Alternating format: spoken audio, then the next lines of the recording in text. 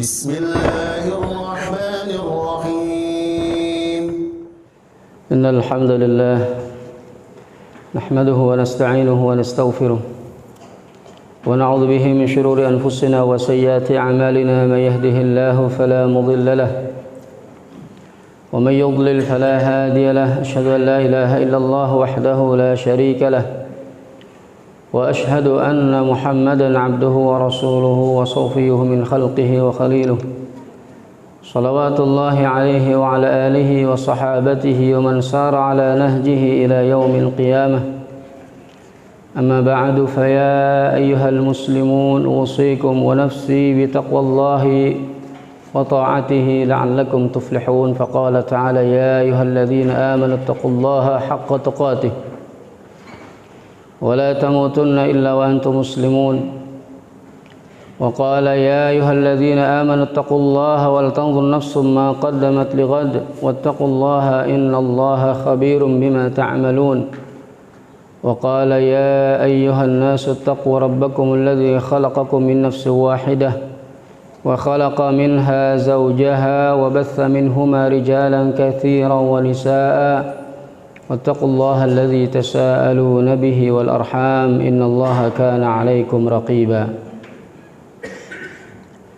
Hadirin sidang Jumat yang dimuliakan Allah Subhanahu wa taala, khatib berwasiat pada diri khatib pribadi dan umumnya jamaah sekalian, marilah sama-sama kita meningkatkan kualitas dan kuantitas ketakwaan kita kepada Allah Subhanahu wa taala.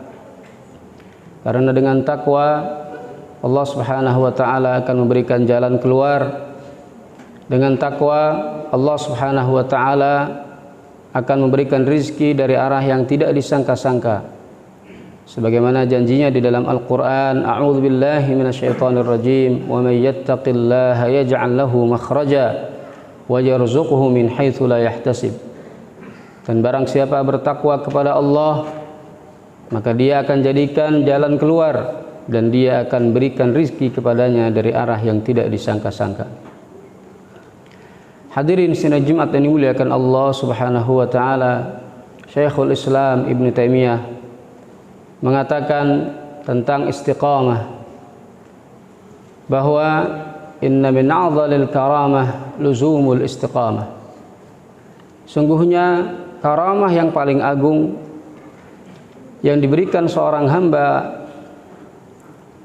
oleh Allah Subhanahu wa taala adalah hamba itu bisa tetap istiqamah, bisa terus berada di atas kebenaran, bisa konsisten untuk beramal soleh, bisa terus konsisten meninggalkan larangan-larangan Allah Subhanahu wa taala.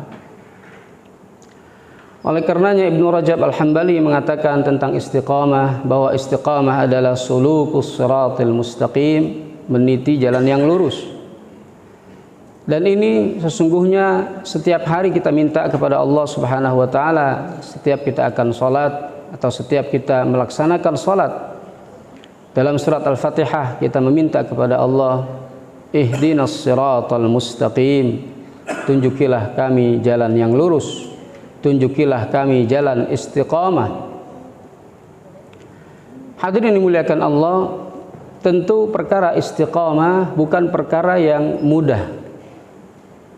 Oleh karenanya Allah Subhanahu wa taala ketika menurunkan perintah istiqamah kepada baginda Rasulullah SAW di dalam surat Hud, Allah mengatakan fastaqim kama umirta, maka istiqomahlah dirimu, istiqomahkanlah dirimu sebagaimana diperintahkan kepadamu. Nabi sallallahu alaihi wasallam mengatakan syayyabatni Hud, surat Hud telah membuatku beruban. Ini menandakan memang perintah istiqamah itu bukan perintah yang mudah. Oleh karenanya Rasulullah sallallahu alaihi wasallam mengatakan demikian. Dan Allah Subhanahu wa taala juga menyampaikan di dalam Al-Qur'an menyertakan perintah istiqamah ini dengan istighfar kepada Allah.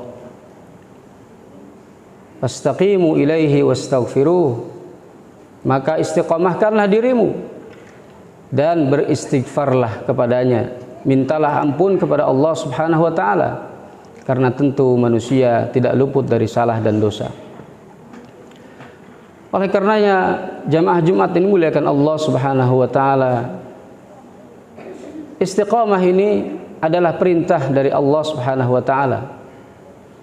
Walaupun dia sulit dijalankan, tetapi harus tetap dijalankan dan dilaksanakan. Dan Nabi Shallallahu Alaihi Wasallam menyampaikan di dalam hadisnya, saddidu wa qaribu, tepatilah kebenaran dan mendekatlah kepadanya. Artinya bahwa kita diamanahkan, diperintahkan oleh Nabi Shallallahu Alaihi Wasallam untuk senantiasa menepati kebenaran, dan kalau satu waktu misalnya kita melenceng dari kebenaran, kita segera kembali ke jalan itu dan jangan menjauh dari jalan kebenaran. Wa qaribu, dan mendekatlah.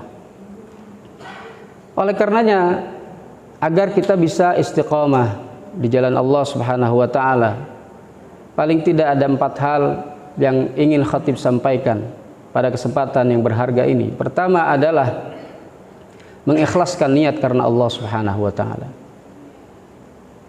Ikhlas itu adalah asasul amal. Dia adalah dasar prinsip dari sebuah amalan. Kalau ikhlas karena Allah Subhanahu wa taala, maka ia akan diterima Allah Subhanahu wa taala. Kalau ada di dalam satu amal soleh yang itu diniatkan selain Allah Subhanahu wa taala, maka Allah akan menolaknya. Maka akan tidak diterima di sisi Allah Subhanahu wa taala. Nabi sallallahu alaihi wasallam mengatakan di dalam hadis, innamal a'malu binniyat. Sungguhnya setiap amalan itu tergantung kepada niat. Melihat dari sababul wurud dari hadis ini, bahwa ada seorang pemuda yang ingin hijrah ke Madinah, dan hijrahnya ke Madinah bukan karena ingin menjalankan perintah Allah Subhanahu wa taala dan Rasulnya sallallahu alaihi wasallam, tetapi lebih kepada ingin menikahi seorang wanita yang bernama Ummu Qais. Maka kemudian Nabi sallallahu alaihi wasallam menyampaikan hadis ini, innamal a'malu binniyat wa innama likulli imri'in ma nawa. Dan sesungguhnya setiap orang itu tergantung apa yang ia niatkan. Faman kanat hijratuhu ila Allahi wa rasulih, barang siapa yang hijrahnya kepada Allah dan Rasulnya, maka fahijratuhu ila Allahi wa rasulih, maka hijrahnya tentu kepada Allah dan Rasulnya. Artinya hijrahnya diterima oleh Allah Subhanahu wa taala sebagai amal saleh. Wa man kanat hijratuhu lidunya yusibuha, dan barang siapa yang hijrahnya itu karena dunia, barang siapa yang hijrahnya itu karena dunia atau karena ingin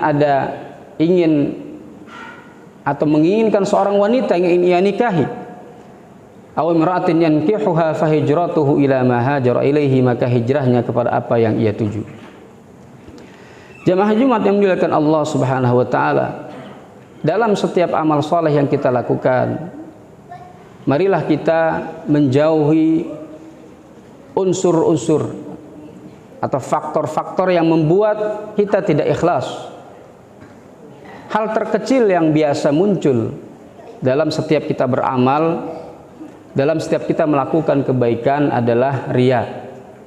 Nabi SAW mengatakan di dalam hadis, inna akhwafa ma akhafu alaikum asyirkul asghar ar-riya. Sungguhnya perkara yang paling aku takuti atas dirimu adalah ar-riya, adalah asyirkul asghar, syirik kecil, yaitu ar-riya. Yang kedua, hadirin jamaah Jumat yang dimuliakan Allah Subhanahu wa taala, agar senantiasa kita bisa istiqamah, adalah dengan meninggalkan kebiasaan lama yang tidak baik. Sekarang kita menginjak pada bulan Muharram 1445 Hijriah, dan tepat barangkali kalau kita semuanya mengevaluasi, bermuhasabah, sejauh mana amal soleh yang kita jadikan bekal untuk menghadap Allah Subhanahu wa taala Dan sudah berapa banyak kira-kira kebiasaan-kebiasaan lama yang sudah kita tinggalkan di tahun-tahun sebelumnya. Kebiasaan lama atau perbuatan-perbuatan yang tidak baik haruslah kita tinggalkan, karena hakikat hijrah. Kalau dulu Nabi Shallallahu Alaihi Wasallam berhijrah dari Makkah ke Madinah, maka hakikat hijrah yang sekarang bisa kita lakukan adalah seperti yang disampaikan oleh Nabi Shallallahu Alaihi Wasallam, al-muhajiru man hajara ma nahallahu anhu. Bahwa sungguhnya orang yang hijrah itu adalah yang meninggalkan apa-apa yang dilarang Allah Subhanahu wa taala. Jadi artinya kalau kita meninggalkan perbuatan atau kebiasaan lama yang tidak baik, meninggalkan perbuatan maksiat yang dilarang Allah Subhanahu wa taala, pada hakikatnya kita telah berhijrah kepada Allah Subhanahu wa taala. Hadirin dimuliakan Allah Subhanahu wa taala. Oleh karenanya, orang yang bersalah atau orang yang melakukan perbuatan dosa di masa lalu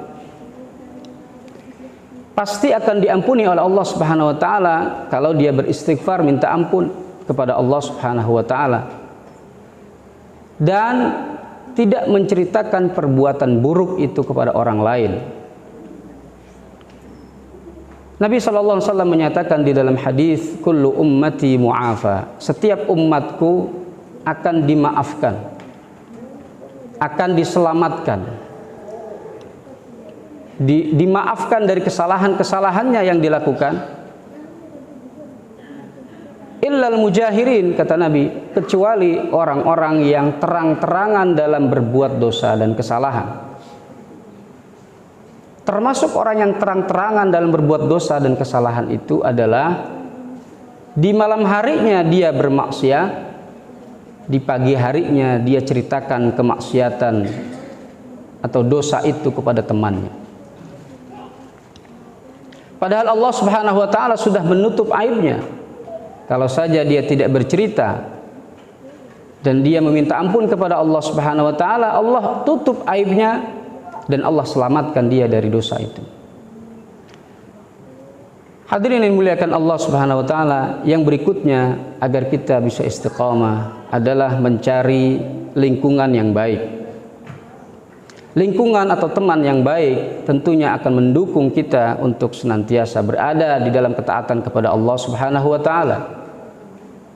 Karenanya Nabi Shallallahu alaihi wasallam menyampaikan di dalam hadisnya, al-mar'u ala dini khalilihi. Seseorang itu bergantung kepada agama temannya. Falyanzur ahadukum man yukhalil, maka hendaklah kalian lihat dengan siapa kamu berteman. Dengan siapa kita berteman, maka itulah yang akan mempengaruhi kebiasaan-kebiasaan kita, yang akan mempengaruhi pergaulan kita.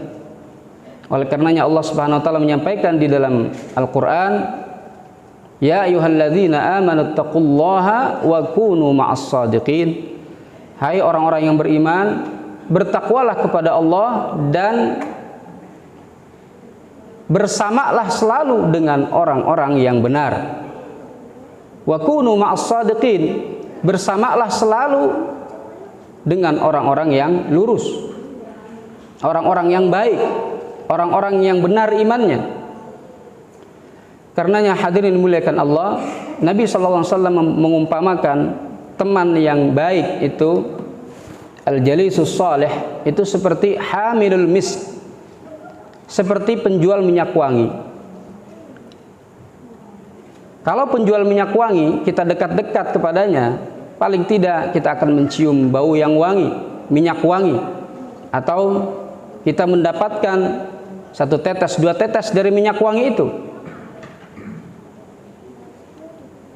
Dan perumpamaan al-jalisus su, teman yang buruk, itu adalah seperti nafikhul kir, seperti pandai besi.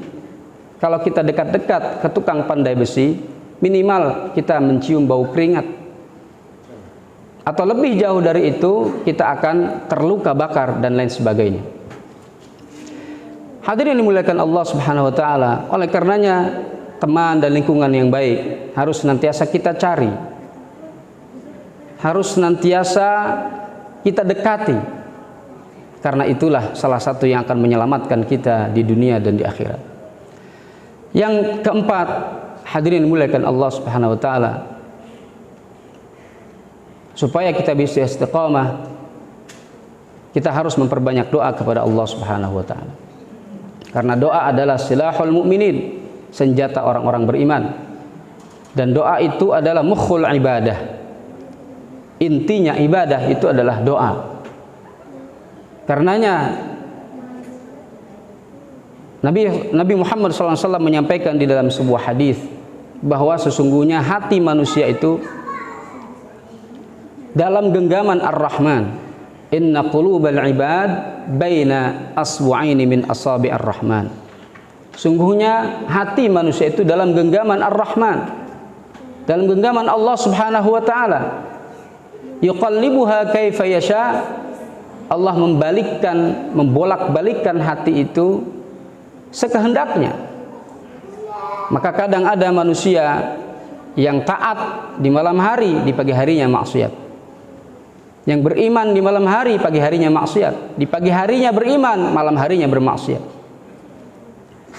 Oleh karenanya, supaya terus kita bisa berada di atas kebenaran dan dalam taatan kepada Allah Subhanahu wa taala, Nabi mengajarkan doa, ya muqallibal qulub, tsabbit qalbi ala dini. Ya musarrifal qulub, sarrif qalbi ala taati. Demikian khutbah yang singkat ini, mudah-mudahan di tahun baru Hijriyah 1445 Hijriyah ini Allah Subhanahu wa taala berikan kita keistiqomahan. Allah berikan kita taufik dan inayah dan serta hidayahnya untuk tetap berada di jalan ketaatan kepadanya. Amin ya rabbal alamin. Barakallahu li wa lakum fil Qur'anil azim. Wa nafa'ani wa iyyakum bima fihi minal ayati wadh-dhikril hakim wa taqabbala minni wa minkum tilawatahu innahu was-sami'ul alim.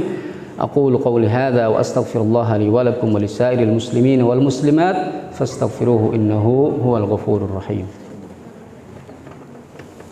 Allahumma shalli ala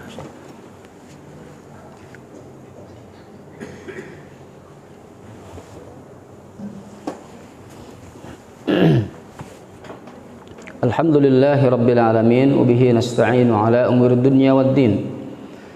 Wassalatu wassalamu ala asyrafil mursalin sayyidina wa maulana Muhammadin basyara wa anzar wa wa'ada wa aw'ad an qadallahu bihi al-bashara min ad-dhalalah wa hadan nasa ila siratin mustaqim siratillahi alladhi lahu ma fis samawati wa ma fil ard ala ila Allahi tasirul umur. أما بعد فيا أيها المسلمون أوصيكم ونفسي بتقى الله وطاعته لعلكم تفلحون فقال تعالى يا أيها الذين آمنوا اتقوا الله حق تقاته ولا تموتن إلا وأنتم مسلمون واعلموا أن الله سبحانه وتعالى أمركم بأمر بدأ فيه بنفسه وثنى بالملائكة المسبحة بقدسه فقال تعالى إن الله وملائكته يصلون على النبي يا أيها الذين آمنوا صلوا عليه وسلموا تسليما اللهم صل على سيدنا محمد عبدك ونبيك ورسولك النبي الأمي وعلى آله وصحبه وسلم تسليما عدد ما أحاط به علمك وخط به قلمك وأحصاه كتابك وارض اللهم عن سادتنا أبي بكر وعمر وعثمان وعلي وعن الصحابة أجمعين وعن التابعين وتابعيهم بإحسان إلى يوم الدين وعنا معهم برحمتك يا أرحم الراحمين اللهم اغفر للمسلمين والمسلمات والمؤمنين والمؤمنات الأحياء منهم الأموات